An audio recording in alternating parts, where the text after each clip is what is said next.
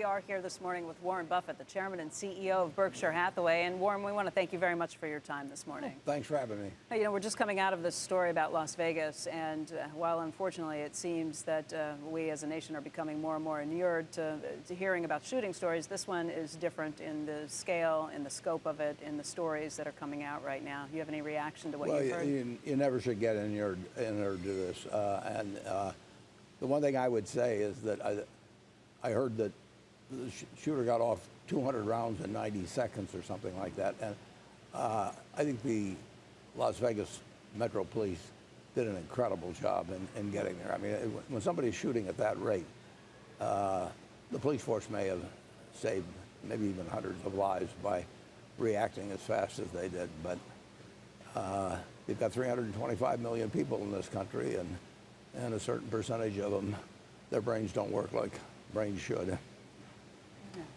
And you see a situation like this develop. Obviously, our hearts and our thoughts are with the people of Las Vegas and the people who have traveled around to be there today. But we are talking about business, too. And as much as we should not become inured to this, if you look at the markets, it's hard to see much of a reaction. The markets have ignored just about any potential bad news lately, with the Dow setting another record yesterday and with 8 quarters in a row now of gains for the markets. Is that a market that makes sense to you? Do valuations here make sense? Well, the valuations make sense with interest rates where they are. I mean, in the end, you measure laying out money for an asset in relation to what you're going to get back, and the number one yardstick is U.S. governments. And when you get 230 on the 10-year, I think stocks will do considerably better than that. So if I have a choice of the two, I'm going to take stocks at that point. On the other hand, if interest rates were on the 10-year were 5 or 6, you'd have a whole different valuation standards for stocks. And we've talked about that, for some time now. I was going to say, it's been years that you've been talking about how this is in relation to gravity and pulling the markets down, and how it's not happening here. Yeah, interest rates are gravity. If we knew interest rates were going to be zero from now till Judgment Day, you could pay a lot of money for any other asset. You would not want to put your money out at zero.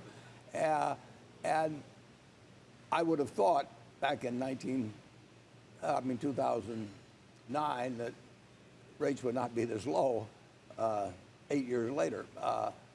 But it's been a powerful factor, and the longer it persists, the more people start thinking in terms of something close to the rates they've seen for a long time. So the one thing I'm sure of is that over time, stocks from this level will beat bonds from this level. If I could be short the 30-year bond at 3% or something and long the S&P 500 and just have it put away for 30 years, stocks are going to far outperform bonds. And the question is, which variable is going to change? And everybody expects interest rates to change, but they've been expecting it quite a while. So does that mean, if the one factor is interest rates, we know that the Fed is looking at raising rates. It's going to do so slowly and gradually over time. At least that's what they've been telegraphing to this point. Would you bet on that continuing for the next couple of years? I mean, 2.3% to 5% is a long way when you're moving when you're moving in quarter-point increments. Yeah, that'd be a long way, and I would guess. I don't try and guess the stock market. I just buy businesses I like. But if I were to guess, if interest rates, if the 10-year moved up to 5%, I think stocks would be somewhat cheaper. But you're not betting. You're not betting that that's going to happen in the next couple of years. No, over time I'm going to own stocks. I mean, it's been so wide. I've written about it in the annual reports. I mean, stocks have been so much more attractive than bonds for a long time now, and that's partly intentional on the part of the Fed. I mean, they wanted assets to increase in value, and the way to do it was to reduce that gravity force of higher interest rates. The Fed has been sounding a little more hawkish. Even Janet Yellen has been sounding a little more hawkish. Does that concern you, or are people getting complacent, thinking rates are going to be low for an extended period of time here? Well, I think they expect them to increase, but the question is how much. I mean, if 3 years from now interest rates are 100 basis points higher than this, stocks will still look cheap at these prices. If they're 300 or 400 basis points, they won't look cheap.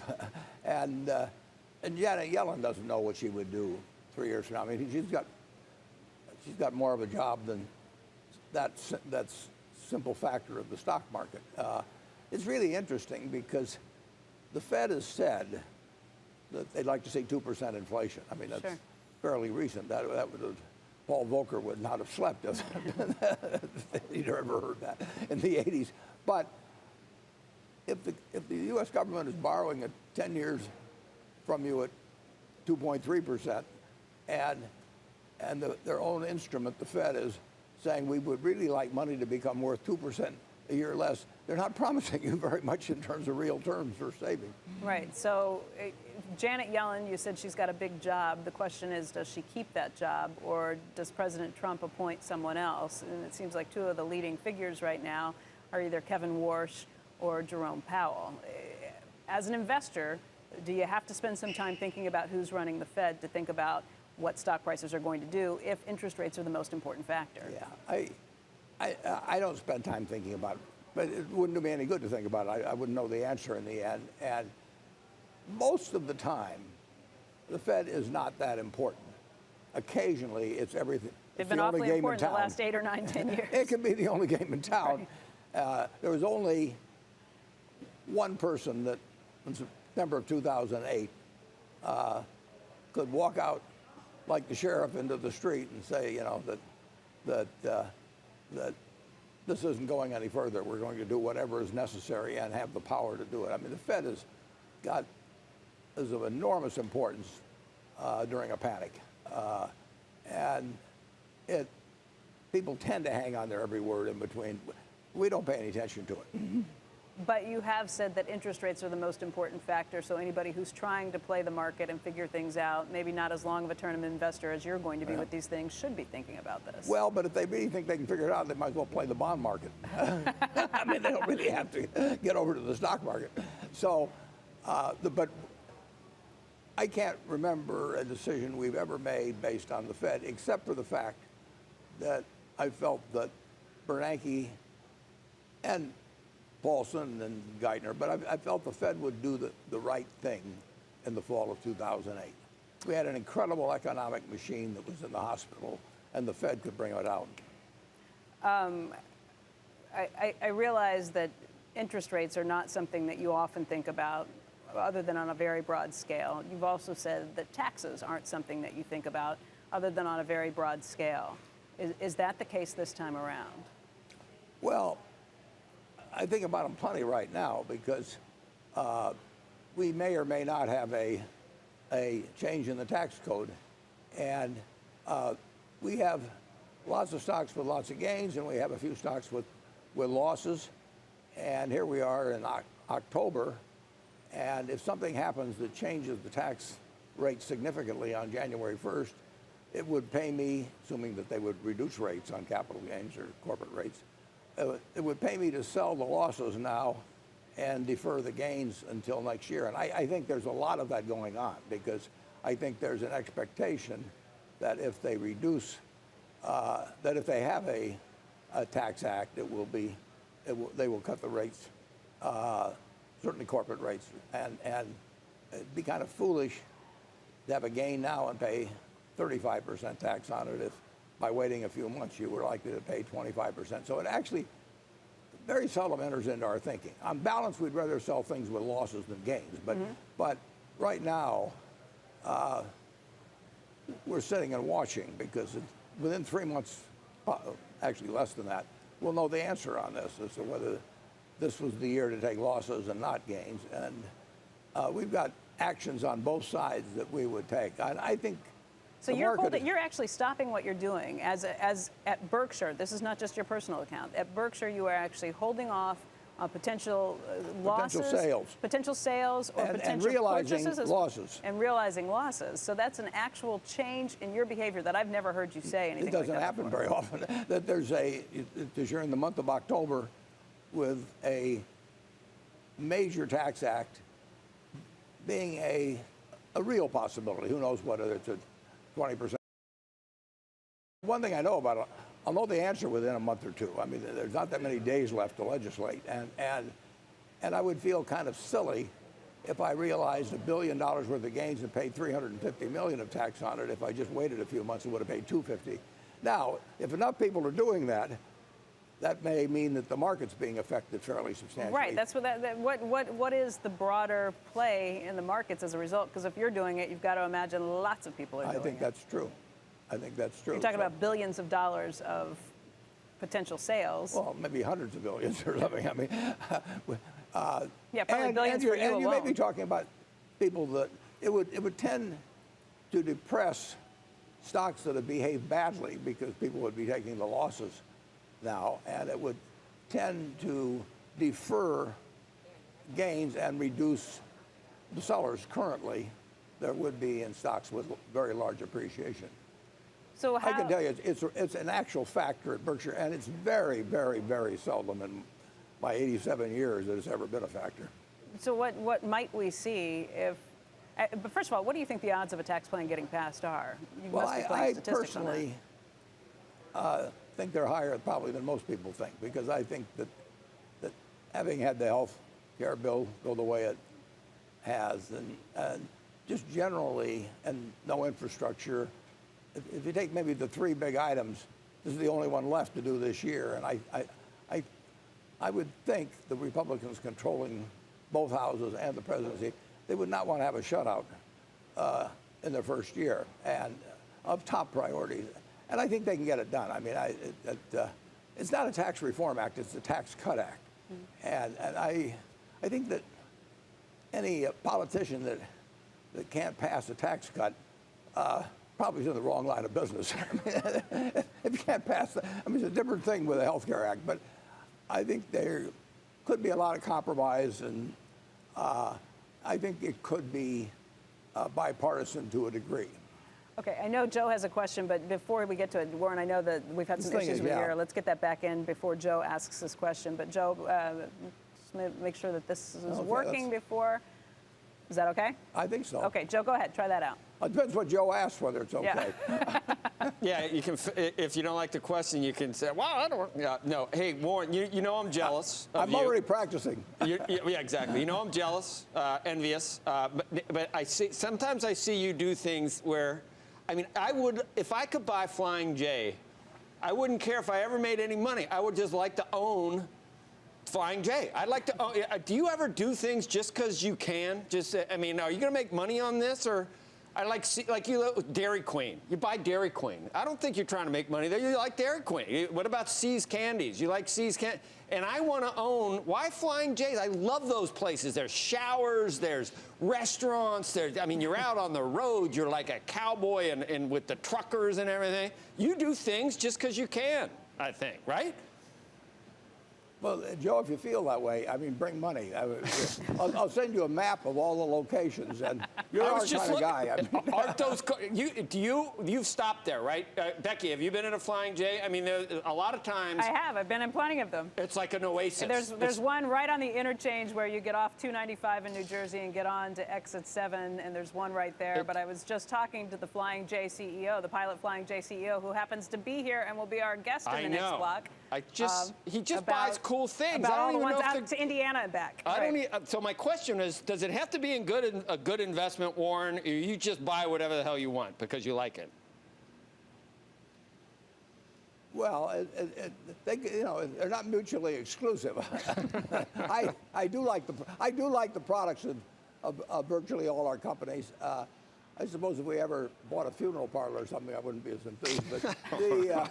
But generally speaking, I like our products. So, but I kind of like good economics to go along with them too. No, you do. I mean, obviously, you've been. How smart are you in terms of like? I mean, how profitable is like Geico? I mean, you got an eye for things that are really, really profitable. But there are times where I just wish I had a lot of money. I'd just say, you know what, I really like that place. And remember that guy, Victor Kiam? I liked it so much, he bought the razors because he liked the way they shaped. Maybe when you get to a certain point, you just do that, Well, if you do it, you do it with your own money and not Berkshire's. But I wouldn't argue against that. I mean, if you have a lot of money and there's something you like and it isn't profitable, You buy it, but you don't buy it with Berkshire's money. You buy it with your own money. Most of Berkshire you own anyway, Buffett. What are you talking about? How much of Berkshire is yours? Every single share is going to be given away. And I know. I know. But it's fun. You get to do cool things. It's fun. It's fun. Yeah, it is. That was my point. Absolutely. I mean, the high point are bricks, Joe. I sent you a brick. I know you did. I know you did. I've never wanted to say this publicly, but you're really not showing the proper appreciation. No, I know. Thank you. It was not, you own NetJets, and I mean, you didn't. I've asked for one of those little. Like it would really break the bank if you send me a few hours on a NetJet plane. Would it? You sent me a brick instead. Well, I didn't get any response from the brick, so maybe I'll try a NetJets. Okay. All right. There you go. Can I get? I know. Yeah, I can't see your face. But I think you did send me one. I It can just had imagine nothing. It just had my name, but it was not good for anything. It was like one of those, like a Taco Bell card that's been all used up. Anyway, sorry. Thanks, Beck. I do have Dairy Queen cards. Yeah. All right, we are going to be back in just a moment. We're going to take a very quick break here. When we come back, we will be joined by the CEO of Pilot Flying J to hear more about this deal that's just been announced from Berkshire Hathaway taking a minority stake in that company today. Jimmy Haslam's the CEO, and he'll be with us in just a moment. Squawk Box will be right back. Good morning, everybody, and welcome to Squawk Box. We are live in Omaha, Nebraska this morning with two special guests. We already introduced you to Warren Buffett, who's the chairman and CEO of Berkshire Hathaway. But joining us right now is Jimmy Haslam. He is the CEO of Pilot Flying J. And just this morning, in the last 15, 20 minutes, there was a deal that was announced that Berkshire Hathaway is buying a 39.6% stake in Pilot Flying J. Jimmy, thank you very much for joining us. Thanks for having us on, Becky. So how did this deal come together? What happened? Explain. How did you two meet? No, you do it, Jimmy. We have a mutual friend, Byron Trott, who Warren has actually known longer than we have, and Byron's company, BDT, owns 5% of our company, and he introduced the two of us back in May, and over the last several months we're able to put together a deal that we think makes a lot of sense for both companies. Let's talk through that deal. A 39.6% stake that will then go to an 80% stake in the year 2023. Why that structure? Yeah, I think it's 38.6. Yes, 38.6. But I'd be glad to make it 39. You negotiated hard for 39.6. So why set up that structure?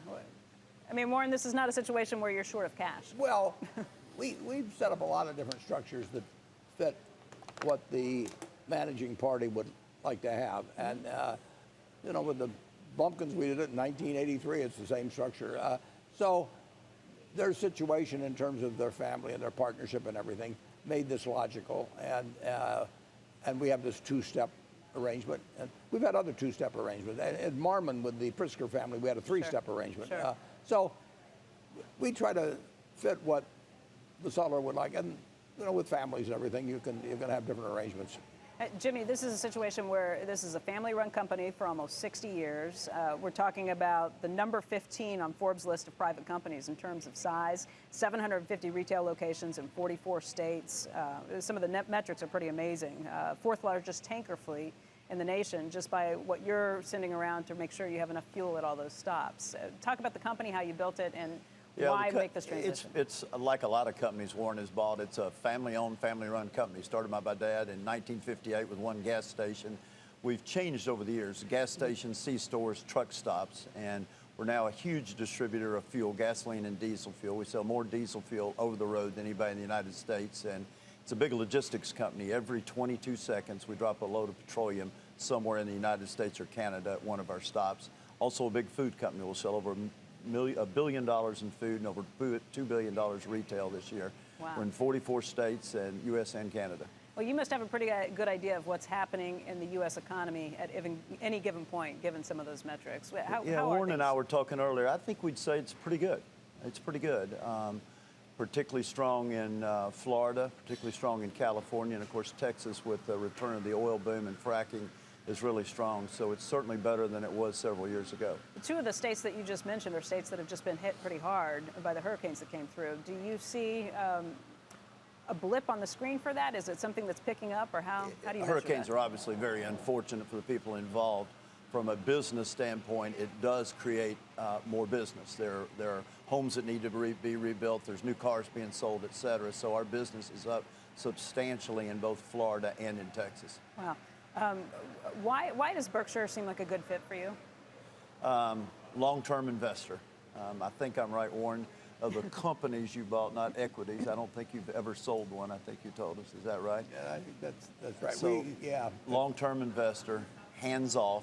He truly wants us to run the company, wants us to maintain the culture, and of course, if there is an opportunity for us to grow the company substantially, he's got plenty of capital. So it's just a marriage that we thought made a lot of sense. Jimmy's based in Knoxville, and we bought another company in Knoxville 14 years ago, Clayton Homes.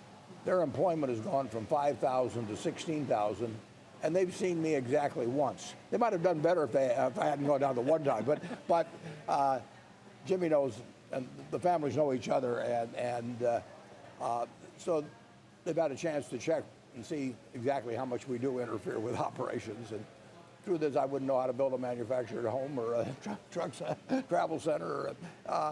We depend on management. Right. Jimmy, you have seen some pretty phenomenal growth. I think you increased the number of stores you've had in the last 2 years by 10%. Is that correct? Yeah, we've been a growth company, like I said, from the get-go, and we have a pretty large market position now, but we're always looking for opportunities, Becky, to grow either organically, to buy a single stop, or last year we partnered with Marathon Petroleum on 41 stops in the Southeast. So over the last couple of years, we've added 71 stops and still think there's an opportunity to continue to grow the company. Where are you not right now that you'd like to be? We're in 44 states. We're not in Alaska and Hawaii and some of the northeastern states that are small or tough to get in from a truck stop standpoint. So I think the growth will continue really in all segments of the country. Texas, obviously, with the natural growth Texas has, coupled with the oil industry, presents, I think, great opportunities. Great. Jimmy, we want to thank you so much for joining us today, and hope to see more of you in the future. Great. Really Thanks, Becky. Appreciate you having us on. We appreciate it. Joe and Melissa, I'll send it back to you in the studio. Thanks, Becky. We got to go, but send me, how many has Jimmy been to? I just wonder out of the 750. I'd like to visit. They're just cool. Anyway, we will have much more with Becky. Jimmy, you got an answer? All but one. Joe, he said all one. but one. And when I just named one, I said there's one in New Jersey. I described kind of where it was. He said, oh, yeah, in Bordentown. He knew exactly. We just opened one in Lathrop, California. I hadn't been to it yet. That's There's a unreal. lot right next to her house. See, that's worth It would it. make a terrific location. It's worth it right there. Just I was thinking Alaska would be cool, but people aren't really driving across. That's a destination. It's not really like going somewhere. But think about it. Anyway, we're gonna have much more from Becky Quick and Warren Buffett throughout the hour. Stay tuned. Squawk Box will be right back. Welcome back to Squawk Box, everybody. We are live in Omaha, Nebraska today, and our special guest is Warren Buffett. He's the chairman and CEO of Berkshire Hathaway. We've been talking about a lot of different issues this morning. Warren, wanted to thank you for your time again. But while you're here today, it happens to be the same day that Wells Fargo CEO Tim Sloan is headed to Capitol Hill. This has been a long, messy process of trying to find out what happened at Wells Fargo. Tim Sloan is just the latest person who's being called before Congress with this. But already there's been a lot of sound and fury before he gets there. I want you to listen to a sound bite coming from Senator Warren, who was speaking with Jim Cramer recently on Mad Money. Go ahead and let's listen to what she had to say. You know, we had a hearing a year ago when John Stumpf, who had gone on your program, first one out of the barrel and said, hey, listen, I take personal responsibility for what's gone wrong at Wells Fargo. And then it turned out what personal responsibility meant was firing thousands of people who made $15 an hour. You know, so we got John Stumpf in front of us, asked a few questions. Stumpf is no longer the CEO of Wells Fargo, but let's face it, there's still a lot of folks running Wells Fargo who were there at the time of the crisis. Again, that was Senator Warren speaking to Jim Cramer of Mad Money very recently, talking about what he can expect coming in today. What do you think about what Senator Warren has to say on this front? Well, I didn't hear all of what she had to say, but she's absolutely right that you should.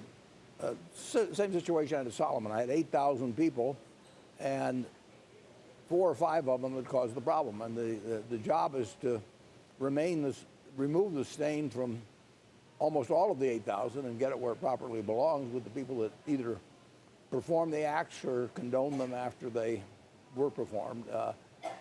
That's what we did at Solomon. I think that's what they've been working at Wells. And you can't do that necessarily in a day or a week. Sure. You can't do it in a day or a week, but it's been quite a bit longer than that. Would you say that the actions that have taken place to this point, with John Stumpf getting clawbacks, with the other woman who was in charge of the banks getting clawbacks with some of those issues, John Stumpf leaving, and new people being put in these positions, is that sufficient in your view of what happened? Well, I proposed actually in the annual report of Berkshire maybe 4 or 5 years ago, sometime after 2008. The problem is that the bank gets fined and the shareholders are the ones that pay for it. They didn't have anything to do with it, basically. Right. And I suggested that probably more extreme actions than Senator Warren in terms of clawing back all the directors' fees for, I think, 5 years. And I think that you really want as much as possible, you want the people that were responsible to pay, and ideally you would have the people that were innocent not pay, but it doesn't work that way in the American judicial system. I think that if you have a company, a very large company, Berkshire's large, you have a hotline. I think the CEO has to be very attentive to what comes in on the hotline. Now, most of it's silly stuff, but there's real stuff comes in too. And you get anonymous letters, and you've got to follow through on the ones that actually sound like they have real meaning. And clearly, you couldn't have activity as broad as it was at Wells without the hotline here. I mean, and so somebody messed up, and the job is to find out who messed up, and ideally to make the penalties be such that it discourages other people in the future from doing similar things. You know, part of the concern has probably been how the news has dribbled out over time when it comes to Wells Fargo, that it wasn't just the fake accounts that we heard about at the beginning. It turned out that was more widespread than we'd realized. It turned out that there were auto insurance that was being sold to people who didn't need it. There was life insurance being sold to people who didn't need it. That continual drab just eats away at the reputation of the bank. Yeah, sure. And I say when you've got a problem, and you're going to have problems. I mean, if you got a very big, you can't have 280,000 people working without something, and most things are minor, but if you get something systemic, you've got a big problem. And once you find out about it, you've got to get it right, get it fast, get it out, get it over. And getting it right is hard. I mean, because you turn over rocks and sometimes you find some things, and it's very seldom there's just one big thing going wrong in a big institution if something like that's going on. So you've got to get it right, and the one thing you don't want to do is put out anything and be wrong about it. A lot of the things that you just said are not exactly how things have gone at Wells Fargo. You're the largest shareholder in Wells Fargo. Do they still have your faith? Are you still behind the bank? Yeah, Tim Sloan has my faith, and like I say, it happened to me at Solomon. Well, Solomon had my faith. It doesn't mean every person at Solomon had my faith after I got there. And I had some surprises. I mean, I was worried about surprises every day. But the truth was that 99% of the people were perfectly decent people. They were just like the people working at Goldman or some other place, and somebody gone haywire, and other people didn't report it fast. But when you find a problem, you have to jump on it. I mean, that's just basic. You just said that Tim Sloan has your confidence. Have you spoken with him before he goes before Congress? Well, I was in Las Vegas last week talking to about 400 Wells people, and Tim was head of this. It was their top group from around the country. I did the same thing about 5 or 6 years ago for Wells in Chicago. I did it for B of A maybe 7 or 8 years ago. I mean, every now and then they ask me to come around just so that people can see who owns a lot of shares. So I've talked about, I must have talked for at least an hour just last week. And did you talk to him at all about his testimony before Congress? He knows that I testified many years ago in connection with Solomon, both to the House and the Senate, and I told him something of my experience, but it's all on tape in terms of being able to see it anyway. But I gave him, I told him what I would do. If he has your confidence, are we right to assume that you have not sold any shares of Wells Fargo? Only enough to stay under 10%, which was something that the Fed requires. And since Wells repurchases their shares, and we were right up against 10%. In fact, we went over because they repurchased shares, not because we bought. So we will sell enough to stay at around 9.8, but that's to avoid becoming a bank holding company act. So if we see the SEC filings that show you're selling, we should not assume that No, you will find we're just keeping a little below 10%. We've not sold a share except for that purpose. Okay. You are a major shareholder in Bank of America, too. That's true. What's your favorite bank? What's my favorite bank? Well, I'm not so sure. What's your favorite child? But Bank of America has done a sensational job under Brian Moynihan. Brian had all kinds of problems when he came in. I mean, they were not of his own doing, but he had a ton of problems, and he had a lot of rocks to turn over, and it cost a lot of money. And he just set out step by step to bring the bank back. And he's gone from 280 or so thousand people down to 210,000. He's gone from a run rate of expenses in the 70 billions down to 54 billion. I mean, he has really done a job. And no, we'll be holders of B of A stock for a long, long, long time. Warren, we're going to take a quick break right now. I will send it back to Joe and Melissa. We have much more to come with Warren after this. Oh, all right, Beck, thanks. We're going to go to break, and then we'll be right back with more from Warren. Good morning, everyone. Welcome back to Squawk Box here on CNBC. We have a special program where we're live in Omaha, Nebraska this morning with Warren Buffett, who's the chairman and CEO of Berkshire Hathaway. We've been talking about lots of issues today, from the market to what's been happening on Capitol Hill. And Warren, we touched briefly on taxes earlier, but we didn't dig deeply into what you think about what's happening with this tax bill right now. This is an area that you've written on, that you've spoken on pretty extensively in the past. You said earlier that this is not a tax reform bill, it's a tax cut. Tax cut. What do you think about it? Well, I don't think I need a tax cut, but for example, the current proposal eliminates the estate tax. And it's not a death tax. There are going to be 2.6 million people die this year in the United States, and there'll be 5,000 tax returns that states that pay tax. So if you start going to a funeral every month, it's going to be 40 years on average before you go to one where there's any estate tax due. It's a very pejorative term. The truth is, if they pass the bill that they're talking about, I could leave $75 billion to a bunch of children and grandchildren and great-grandchildren. And if I left it to 35 of them, they'd each have a couple $1 billion. They could put it out at 5%, have 100 million. I mean, is that a great way to allocate resources in the United States? Because that's what you're doing, whether through the tax code, is you're affecting the allocation of resources. So if they were lucky enough to come out of the right womb, have the right name, Buffett, they could sit there and build tombs for themselves like the Egyptians, pharaohs never dreamt of. They could do anything. And capitalism is all about intelligent allocation of resources. Now, some people say, well, you don't have to worry about that because they'll blow it all.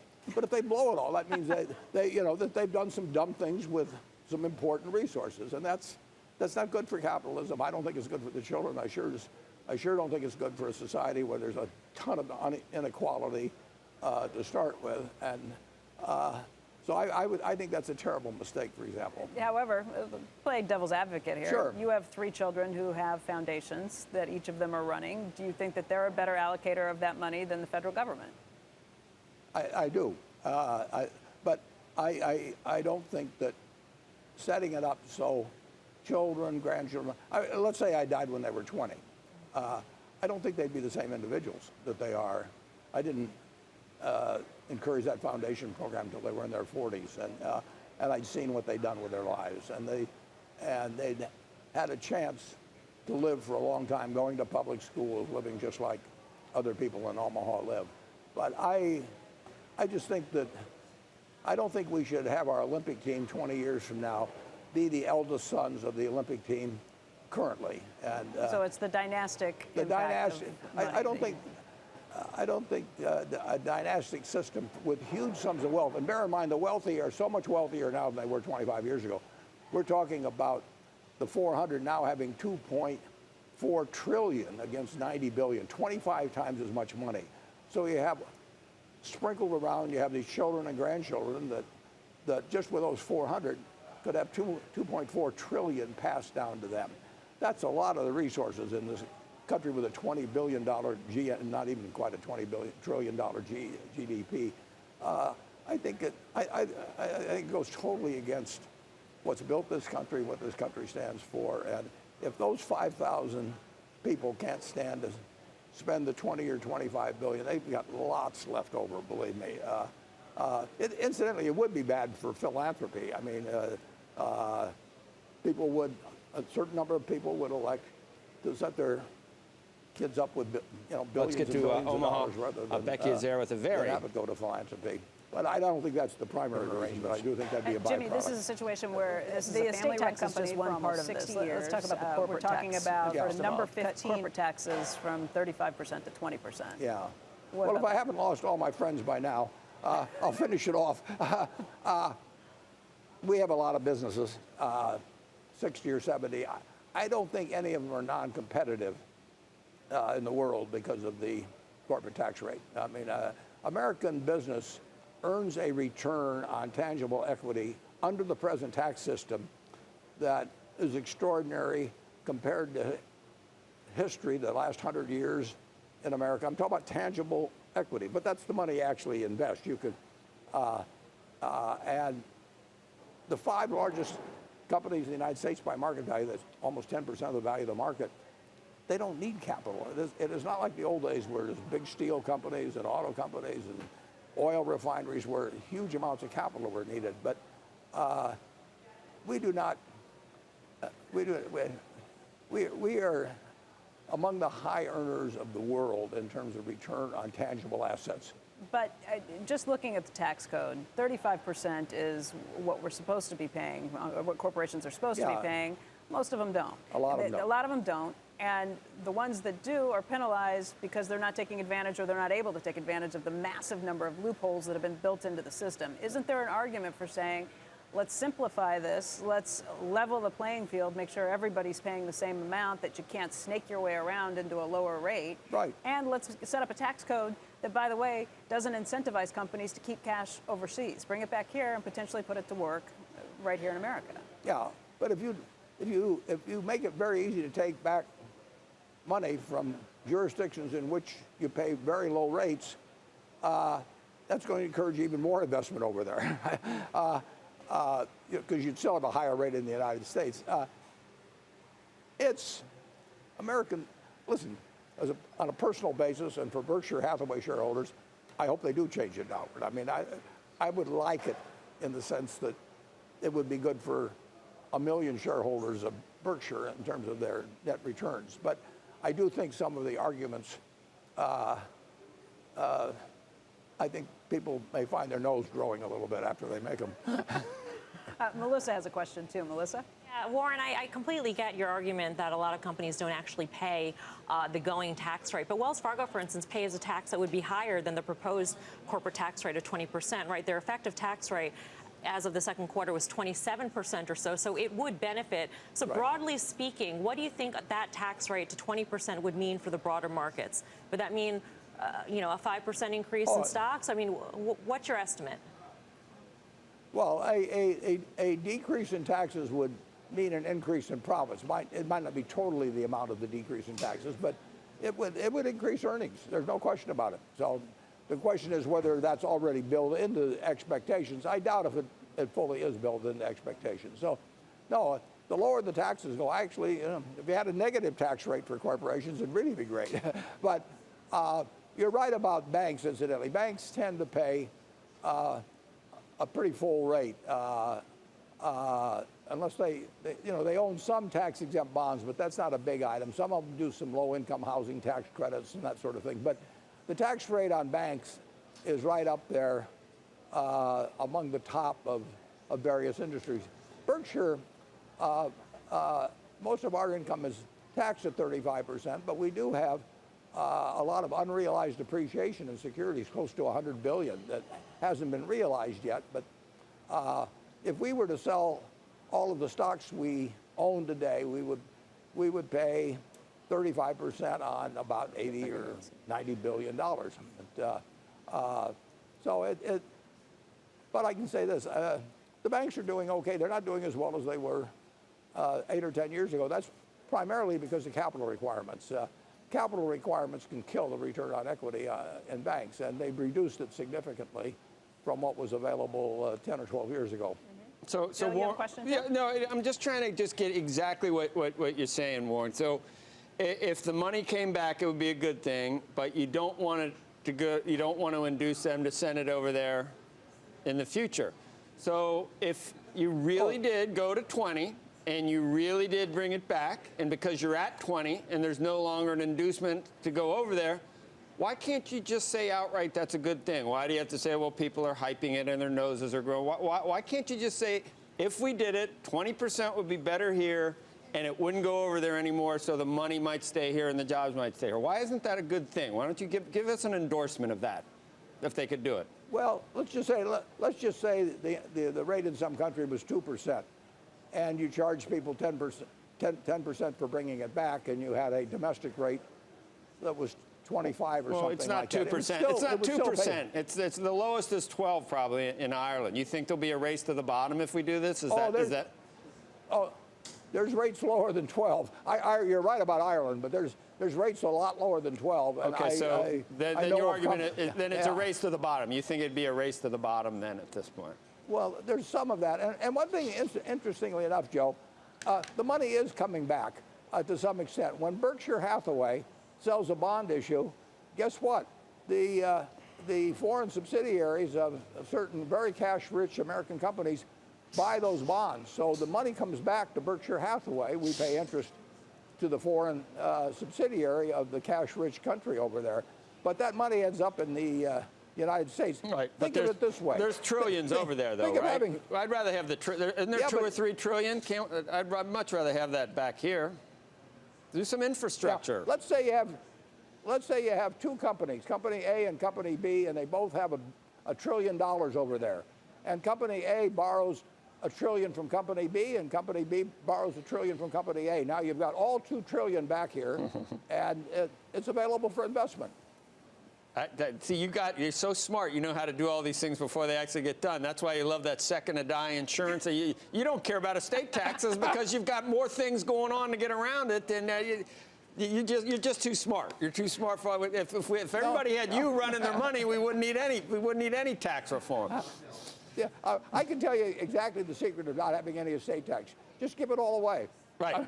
Right. It'll eliminate all estate tax. Exactly. That's true. But Warren, just one follow-up just to underscore a point. You said that a lower corporate tax rate will increase profits. Does that mean that you also believe that a lower corporate tax rate will cause the markets to go higher?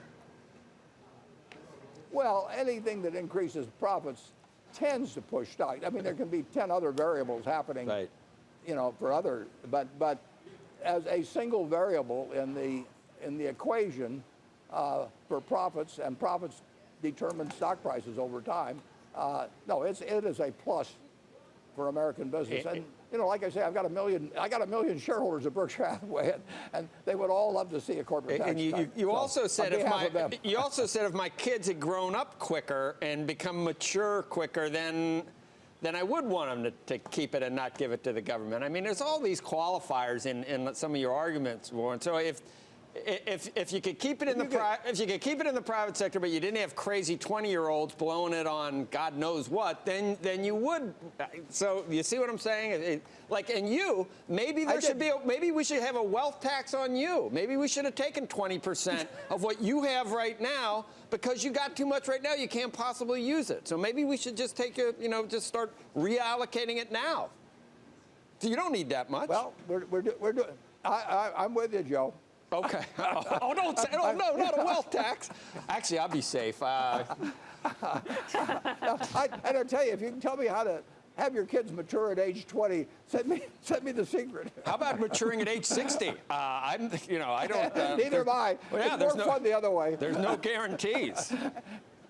There's nothing like an immature billionaire. I mean, that old one. Right. Get to do Hey, whatever. let's Get to do talk- whatever you want, like buy Flying right. J because you like their truck stop. We'll put one right next to your house, I Joe. love those places. We'll really make it convenient. I love we'll that. I can we'll shower give new there. meaning. Yeah, we'll give new meaning to the term convenience store.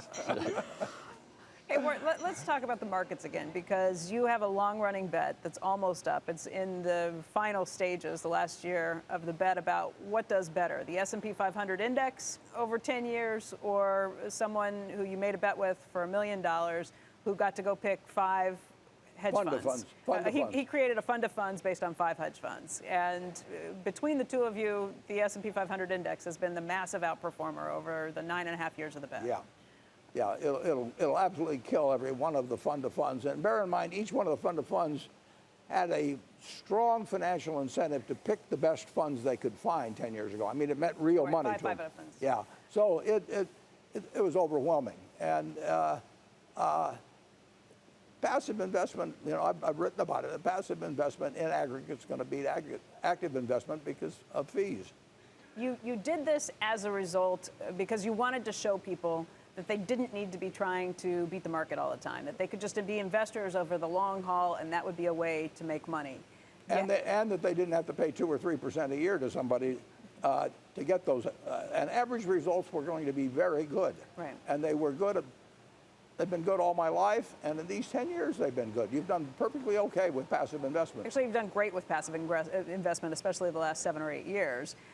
There are people out there who are saying, oh, he just got lucky. He picked the right 10 years. He did it right before quantitative easing came along. There's a guy, Mark Yusko at Morgan Creek, who's been saying he wants the next 10 years bet and thinks he can outperform in that time. What do you say to somebody like that? Well, they'll put up a substantial part of their net worth. I get letters all the time from people who say, I'd like to do it. I'll put up $100 and, or something. They'll Right. become famous.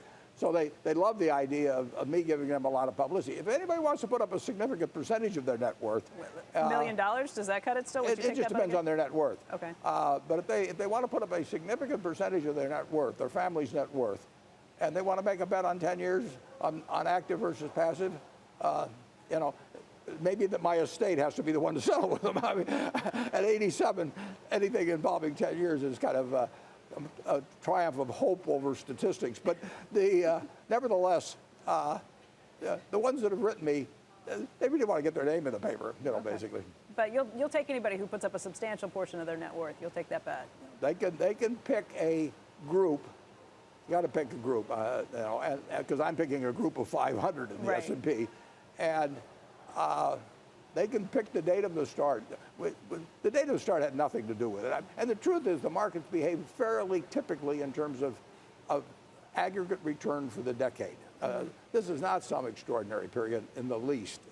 There's nothing unusual about this. The thing that was unusual was the size of the fees, and that's ate them alive, basically. Right. The managers of these funds did very well during this period, and the managers of the underlying funds did very well, and their investors got killed compared to something they could have done.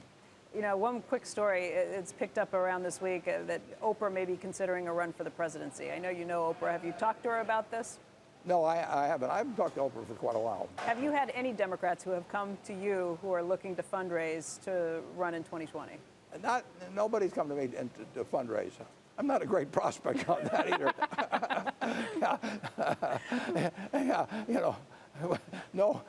No solicitors allowed, or something on the door. No, it's going to be a very interesting run-up to 2020. I mean, there are going to be a lot of people that think about getting into this race, because when you have somebody come from totally outside politics to get elected president, it starts the wheels churning with a lot of people. It does. Warren, I want to thank you so much for your time today. It's really been a pleasure. Thanks for having me.